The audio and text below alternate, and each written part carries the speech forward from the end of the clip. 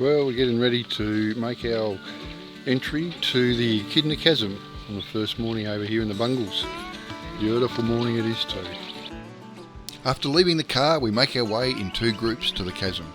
The girls insisted that we head off and they would follow at a pace that Joe was comfortable at. Passing clumps of liverstone palms, we took great care as the ground is quite uneven, particularly as you get closer to the chasm opening.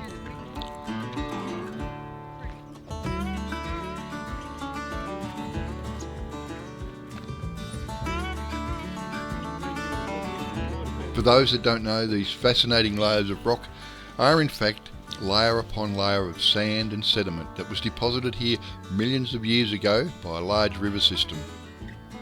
The sand and gravel were eroded from a large mountain range and deposited here to depths of several kilometres thick. Under the pressure of millions of tonnes of sediment, it eventually turned into rock.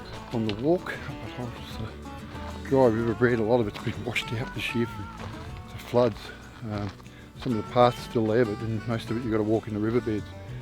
So it's quite tricky on the old ankles, but it's definitely going to be worth the walk, I'm sure.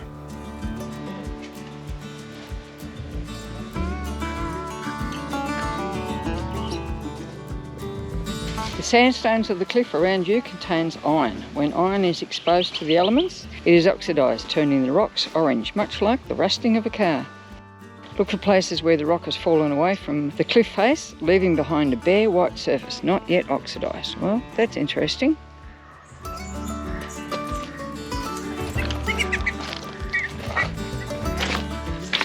Listen, we can hear a bowerbird in there, and it sounds like he's not happy.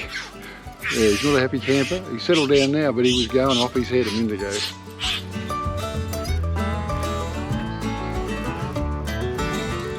These round pebbles and boulders embedded in the rock are from millions of years ago, as rocks were being tumbled along in a fast-flowing river until they became smooth and well-rounded. As mentioned before, the rocks were then embedded in the sand and covered by finer sediment. Many years of pressure and compacting have formed the conglomerate we see here in the walls today.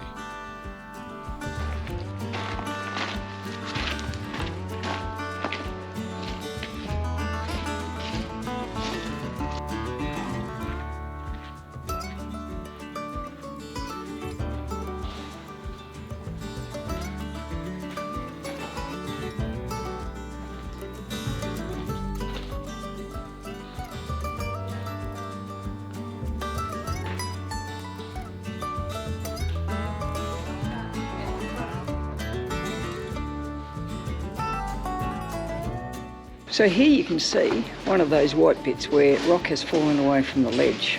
Truly amazing, and hasn't oxidised yet, like a rusty old car.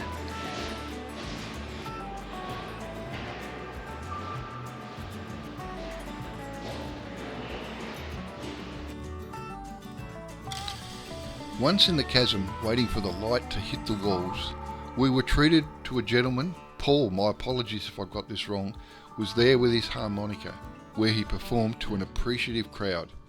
Wow, this place has great acoustics.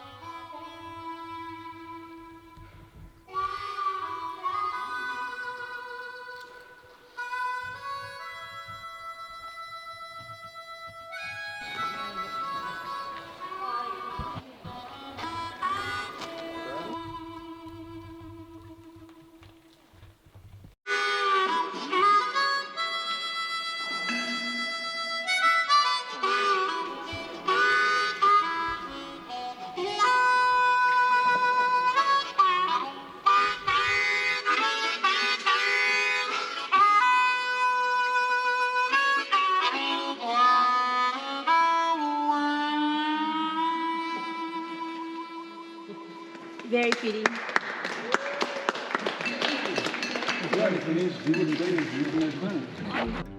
Then we headed back with a small detour to the lookout.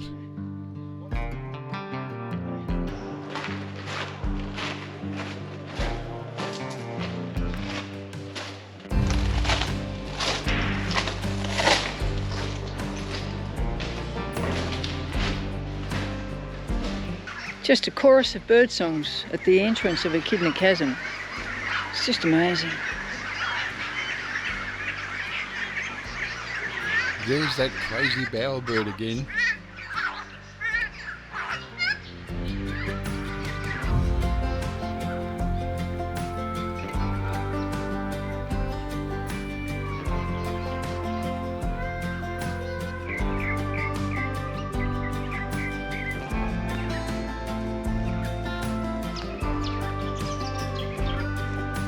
The ones back there are full of toothbrushes and Bic lighters, ends of pens. As we look out towards the Osmond Range, the only thing missing from this photo is the dinosaurs that once walked in this area.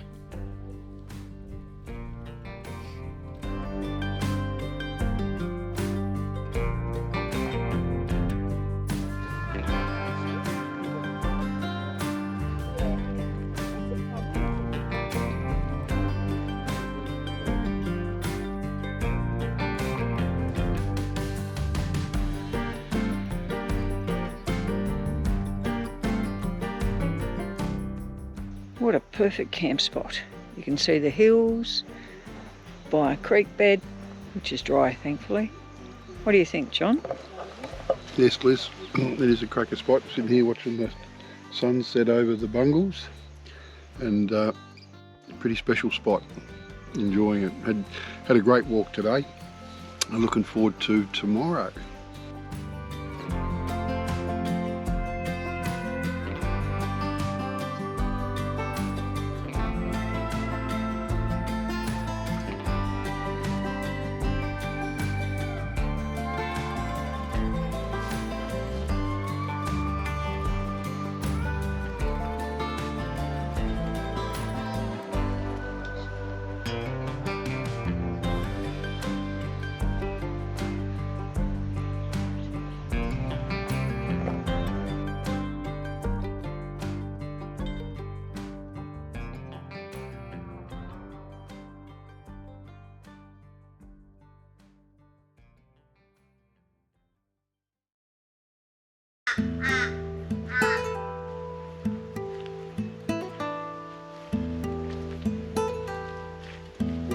Good morning, Andrew. How are you this morning?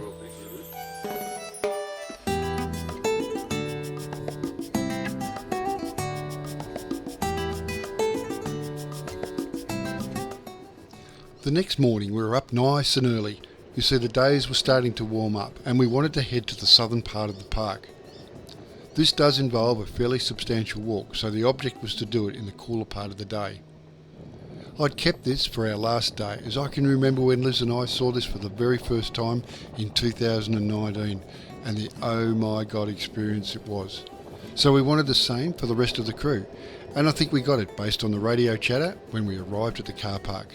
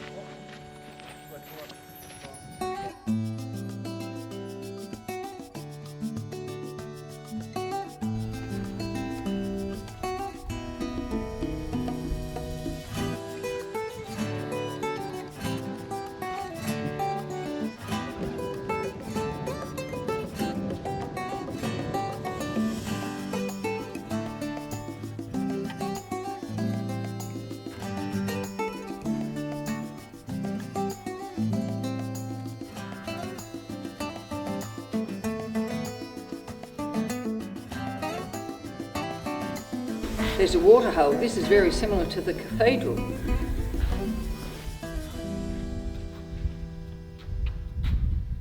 can see where it runs down. Yeah. Straight down there. That'd be a big shoot, wouldn't it? Yeah.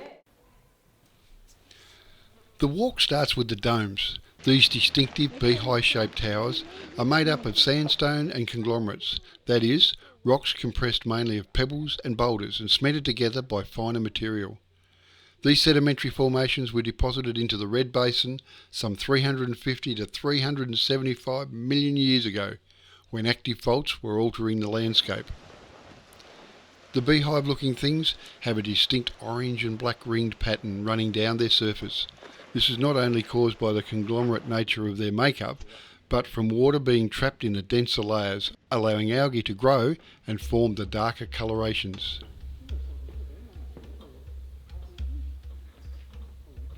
What are you looking at? We haven't even started the bloody holiday yet. I think I don't like here. I'm looking forward to when we can go swimming. They're healthy, they are too, flowering away. Yeah. They're stuck on the rock. Well, they look like a little bank, don't they? There's a little bottle brush. Bottle brush. That's pretty well spotted, that. You can see it. Too far away.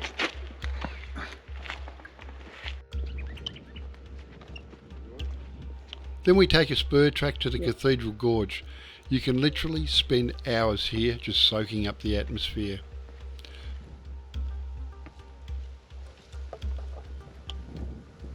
We're on our way into the Cathedral Gorge and we passed this lovely little waterhole.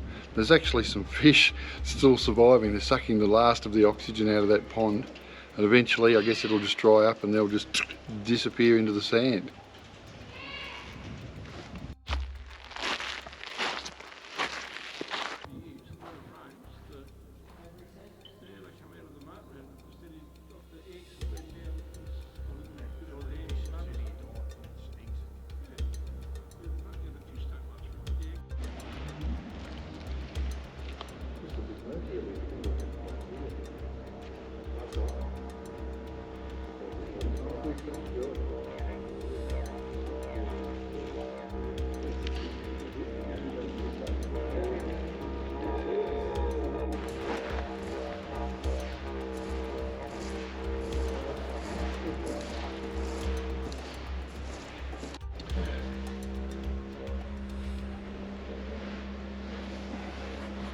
After the big walk yesterday, some of the crew returned to the cars, whilst we continued on to Piccaninny Creek Lookout and the window.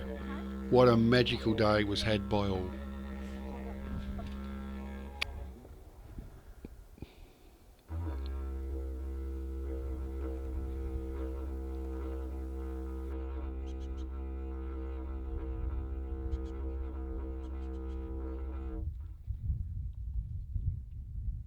Well, that rock would have made an ear-splitting noise hitting the ground when it fell out of that hole.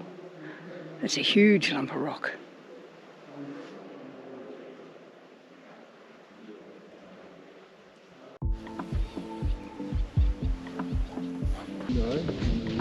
And then see if you want to continue to whip a snake. Well, everybody's left, isn't it? Yep.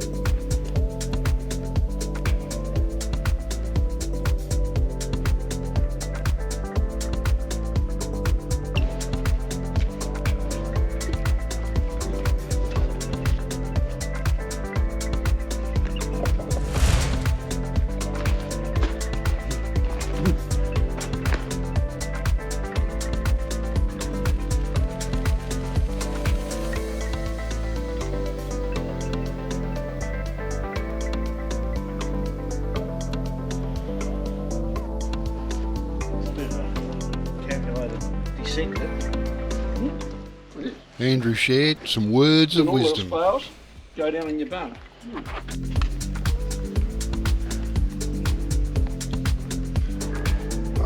Make your way back here.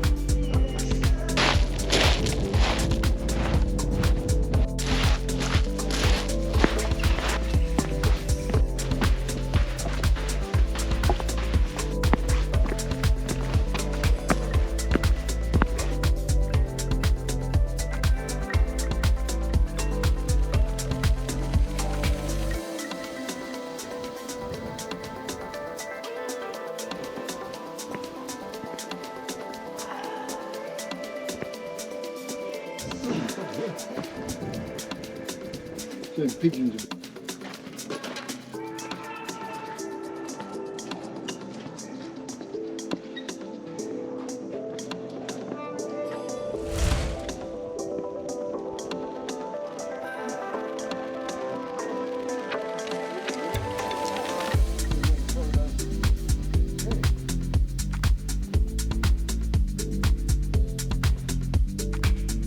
See how good is nature. This tree is just trying to grow in this rock. Look at that.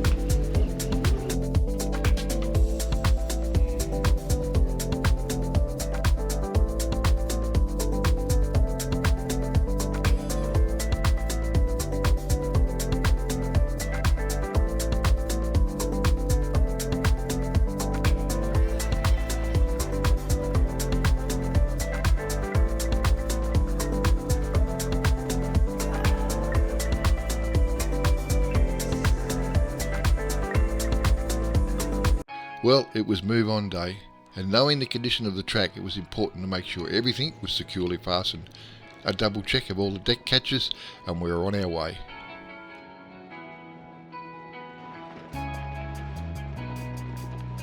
We did have one misfortune on the way out that we didn't film, and that was the UHF antenna became loose and pulled the internal wire out of its housing, so we would have to make some additional repairs when we got to Kununara.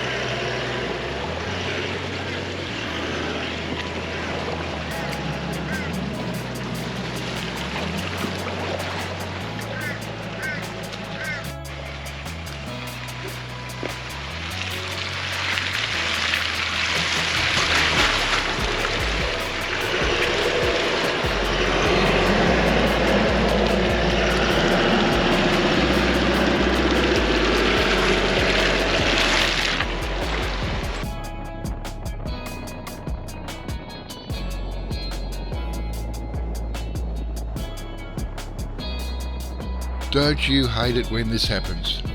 I didn't plug the microphones in after charging the camera last night.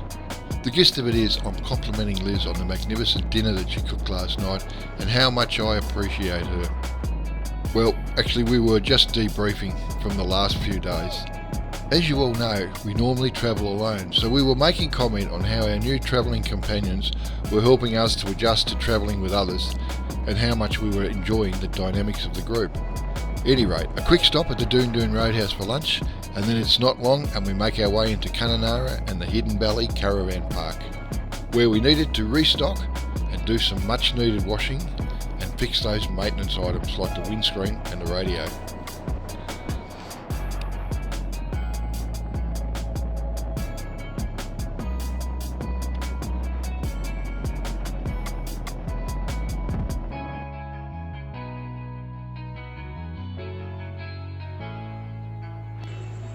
Well, we arrived at Kununara and we mentioned about the cracks in the windscreen. We tried to get something organised and they couldn't actually install a windscreen until Monday week. And whilst it would be lovely to spend a whole week in Kununara, we really can't afford to do that. So I've gone into the auto shop, I've gone and picked up one of those windscreen kits where you actually put the resin into the cracks, so hopefully that'll stop it progressing any further. All we can do is try it. It seems to have improved it considerably. There's lots of the cracks have filled up, so all we'll do is hope, fingers crossed. Hey darling, can I tell you what's been on my mind? Sick and tired. The next morning we headed out to Ivanhoe Crossing. This iconic section of road crosses the Ord River a few kilometres out of Kununara. Well, we're not going that way. This morning we're leaving Kununara and we're going to head up to Parry's Lagoon. But as you can see, Ivanhoe Crossing's still closed. All that late rain, there's still a lot of water coming down from Lake Argyle. So yes, we'll have to go the long way around. So all the way up towards Wyndham and then come back in on that road. That's all right, it's a nice little drive through there anyway. Yeah, she's fair plowing. Given the rain this year and the levels of Lake Argyle, the crossing has been closed for public safety as they drain some water from the lake. As it was, there is a shortcut on the Valentine Springs Road that I was unaware of. This takes you around the crossing just out of town, so we didn't need to go all the way to Wyndham. Can I tell you what's been on my mind? Sick and tired of the 9 to 5 in the city light. Hey darling, we could get out of town, see the beautiful world around, wanna see it now. Pack our bags and get in that car. Leave a little note and we'll drive real far. Let's get out, we can leave this city. Let's drive to the open air. Yeah, the countryside is so pretty, with the wind blowing in your hair. We can look back someday. Baby, don't you understand that we only get one life? I wanna make it count, honey. Come on now and take my hand. Hey darling, I love it when it's me and you on the road with a couple of tunes in a car for two. Hey darling, you know we're gonna have a really good time, driving in the middle of the night when the stars are bright. Pack our bags and get in that car. Leave a little note and we'll drive real far. Let's get out, we can leave this city. Let's drive to the open air. Yeah, the countryside is so Pretty cool, eh? Nice spot. We came in here, didn't we, Liz? We came in here, but we didn't come this far up when we were here last time. So yeah, if we had it done, probably would have stayed.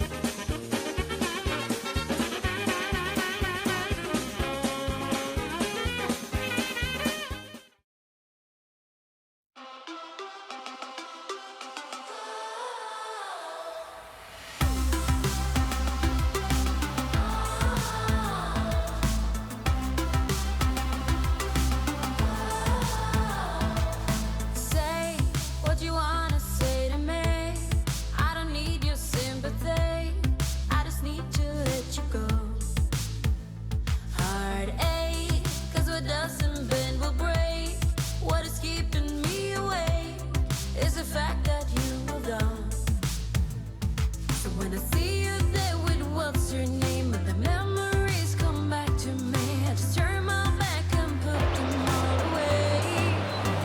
'Cause that would be The great. hunt for barramundi begins. I'll be just fine.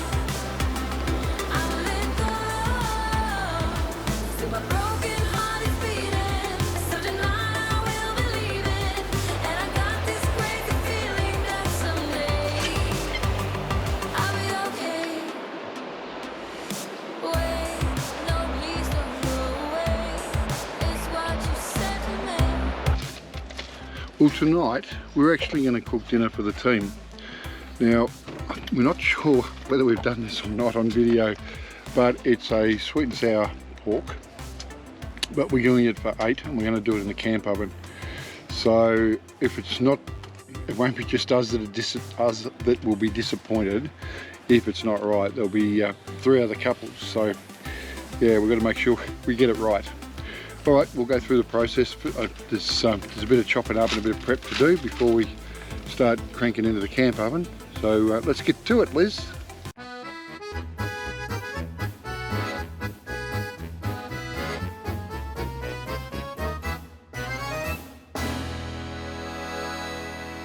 The recipe says to add canned pineapple, which I'm going to do, but I also like to add some real fresh pineapple. It just gives it that extra.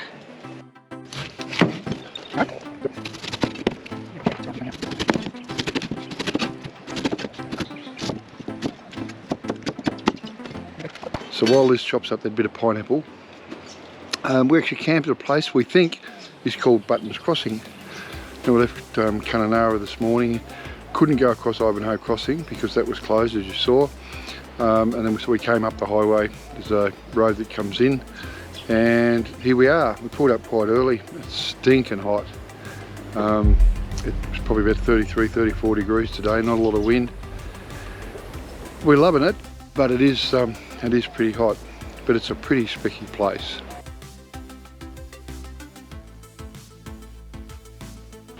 Fire cranking, getting some nice coals. Hopefully it's the wood's good and coals up okay. It looks like it's going to. And then yeah, we're looking forward to it. Beautiful.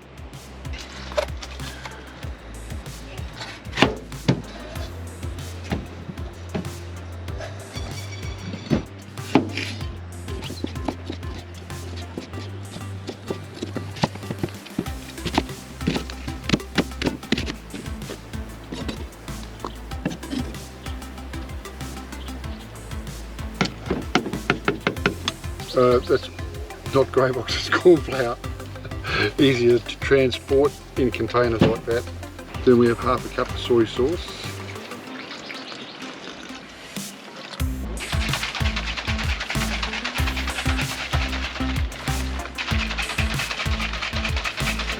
So we've got half a cup of white wine vinegar and then half a cup of brown sugar.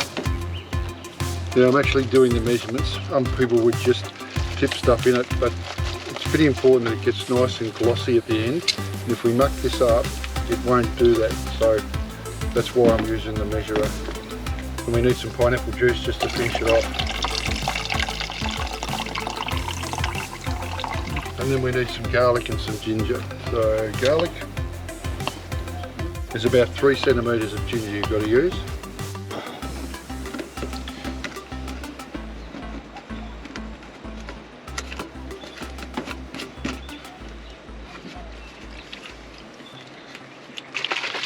And we like pina colada.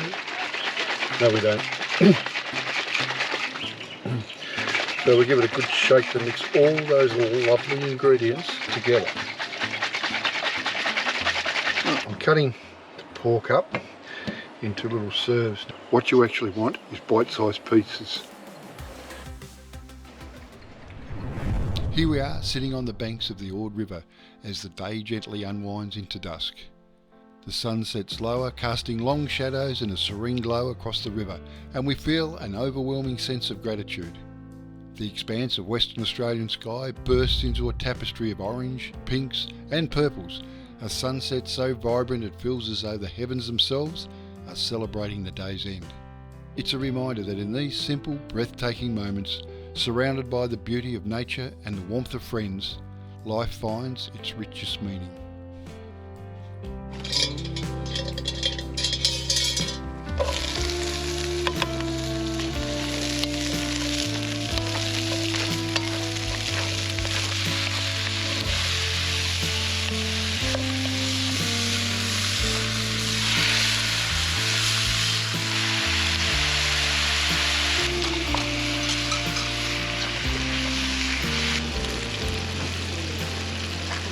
There we go.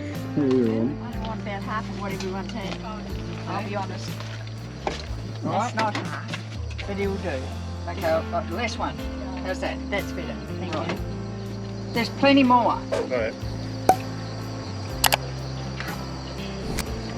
There you go, sir. Thank you.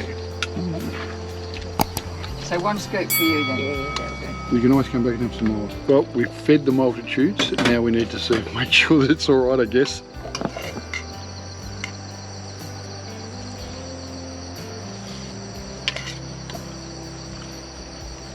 Oh yeah, that's nice. Righto, let's get into it. Beautiful.